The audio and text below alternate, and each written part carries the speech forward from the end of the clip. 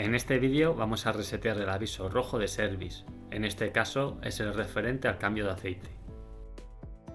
Lo podéis hacer simplemente dando el contacto del coche o con el coche arrancado, como es el caso. De inmediato nos aparece en el cuadro el aviso de Service.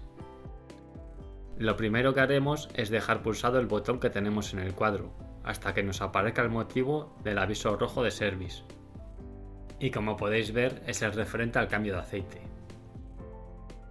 Ahora nos vamos al comando de los intermitentes. Pulsaremos una vez el botón BC. Y como podéis ver nos aparece la palabra Reset. Y nuevamente nos vamos al botón BC del comando de los intermitentes. Esta vez lo pulsaremos de forma continuada, hasta que nos aparezca una nueva fecha y un nuevo kilometraje. Y de esta manera ya tendremos el aviso reseteado. Como siempre, espero que este vídeo os haya gustado y servido de ayuda. Si es así, darle a me gusta y suscribiros. Muchas gracias y hasta la próxima.